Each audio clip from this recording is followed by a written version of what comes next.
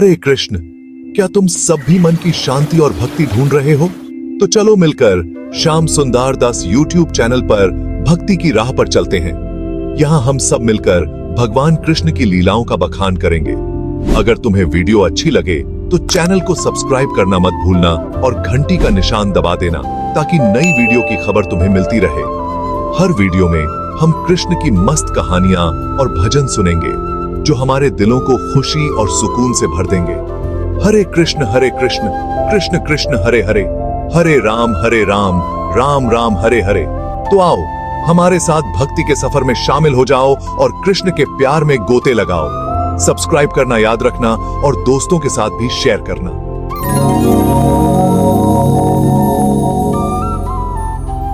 भगवद गीता में छुपे हुए रत्नों के बारे में ज्यादा लोग क्यों नहीं बात करते? चलो मिलकर इन्हें खोजें।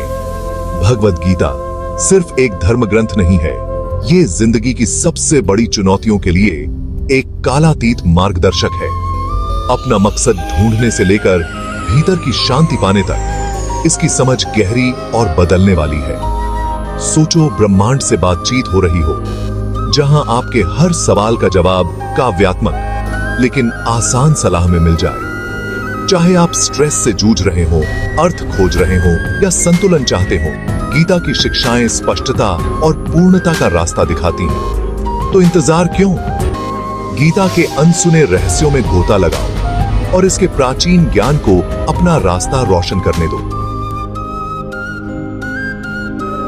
पाठवद गीता, जिसे अक्सर गीता कहा जाता है, हिंदू धर्म का एक पवित्र ग्रंथ है। यह महाभारत का एक भाग है जो चचेरे भाइयों के बीच हुए एक महान युद्ध की कहानी है। एक विशाल वर क्षेत्र की कल्पना कीजिए। दो सेनाएं आमने सामने हैं। उनमें से एक योद्धा अर्जुन युद्ध करने से हिचकिचाता है। उसका सारथी कृष्ण कोई साधारण मनुष्य नहीं बल्कि भगवान का अवतार है। अर्जुन की दुविधा को देखकर कृष्ण बोलना शुरू करते हैं और उनके शब्द गीता बन जाते हैं। गीता केवल एक कहानी नहीं है, यह जीवन जीने की एक गाइड है। यह अपने कर्तव्य को समझने, अपने डर का सामना करने और अपने भीतर शांति पाने के बारे में है। कुरुक्षेत्र युद्ध गीता की पृष्ठभूमि है। चचेरे भाइयों के दो समूह, कौरव और पांडवास, सिंहासन के लिए युद्ध में बंद हैं। पांडवों के सबसे महान योद्धा अर्जुन को एक नैतिक संकट का सामना करना पड़ता है। वह अपने ही रिश्तेदारों, गुरुओं और दोस्तों को विरोधी पक्ष में देखता है। उनसे लड़ने का विचार उसे निराशा से भर देता है। वह युद्ध के उद्देश्य और कर्तव्य के अर्थ पर सवाल उठाता है। यहीं पर कृष्ण केवल एक सारथी के रूप में नहीं बल्कि एक आध्यात्मिक गुरु के रूप में कदम रखते हैं। अर्जुन की दुविधा सार्वभौमिक है। हम सभी को जीवन में संदेह और अनिश्चितता के क्षणों का सामना करना पड़ता है। हम अपने कार्यों और उनके परिणामों पर सवाल उठाते हैं। अर्जुन का संघर्ष एक योद्धा के रूप में अपने कर्तव्य और अपने परिवार के प्रति उसके प्रेम के बीच है। वह दो विरोधी ताकतों के बीच फंसा हुआ, फटा हुआ महसूस करता है। वह सोचता है कि क्या अपने ही परिजनों के खिलाफ युद्ध करने से बेहतर है कि दुनिया को त्याग कर साधु का जीवन जिया जाए। उसके सवाल और शंकाएं आज भी प्रासंगिक हैं, क्योंकि हम अपनी नैतिक दुविधाओं से जूझ रहे हैं। अर्जुन की दुविधा पर कृष्ण की प्रतिक्रिया गीता का मूल बनाती है। वह बताते हैं कि अपने कर्तव्य से पाटना समाधान नहीं है। वह धर्म के महत्व पर जोर देते हैं, जिसे धार्मिकता, कर्तव्य या नैतिक आचरण के रूप में समझा जा सकता है। कृष्ण अर्जुन को एक योद्धा के रूप में अपना कर्तव्य निभाने की सलाह देते हैं, लेकिन परिणामों से लगाव के बिना वह निष्काम कर्म की अवधारणा का परिचय देते हैं, जहां व्यक्ति व्यक्तिगत लाभ की इच्छा के बिना अपना कर्तव्य निभाता है। भाग 5, कर्म योग, आसक्ति के बिना कर्म। कृष्ण कर्म योग, कर्म के मार्ग की अवधारणा की व्याख्या करते हैं। उनका कहना है कि हम सब अपने कर्माओं और उनके परिणामों से बंधे हैं।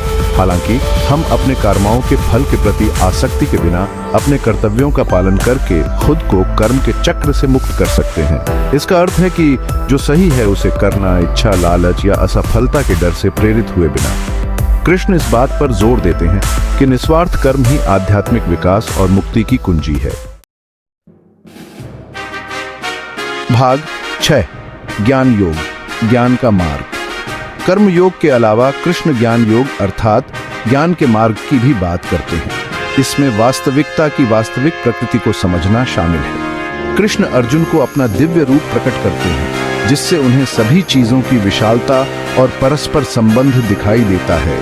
वह बताते हैं कि आत्मा शाश्वत और अपरिवर्तनशील है, जबकि शरीर अस्थायी है और जन्म और मृत्यु के अधीन है। ज्ञान और आत्म साक्षात्कार के माध्यम से व्यक्ति भौतिक संसार की सीमाओं को पार कर सकता है।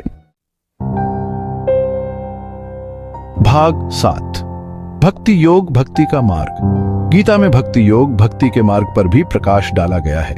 यह ईश्वर के प्रति प्रेम और समर्पण के महत्व पर जोर देता है। कृष्ण अर्जुन को उन्हें एक मित्र, एक मार्गदर्शक और अंतिम वास्तविकता के रूप में देखने के लिए प्रोत्साहित करते हैं।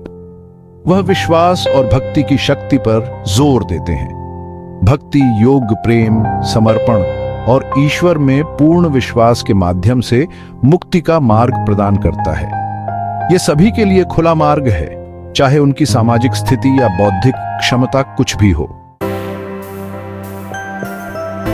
भाग 8 गीता का ज्ञान आज के लिए। भगवत गीता की शिक्षाएं कालाजयी और सार्वभौमिक हैं। वे एक सार्थक और पूर्ण जीवन जीने के बारे में मार्गदर्शन प्रदान करते हैं। निस्वार्थ कर्म, ज्ञान की खोज और एक उच्च उद्देश्य के प्रति समर्पण का संदेश आज भी प्रासंगिक है। गीता हमें अपनी चुनौतियों का साहस के साथ सामना करना, अपने कर्तव्यों का पालन ईमानदारी से करना और उद्देश्य के साथ जीना सिखाती है। इसका ज्ञान सांस्कृतिक और धार्मिक सीमाओं को पार करता है, मानवीय स्थिति में अंतर्दृष्टि प्रदान करता है, जो आज भी उतनी ही प्रासंगिक हैं जितनी हजारों साल पहले थी।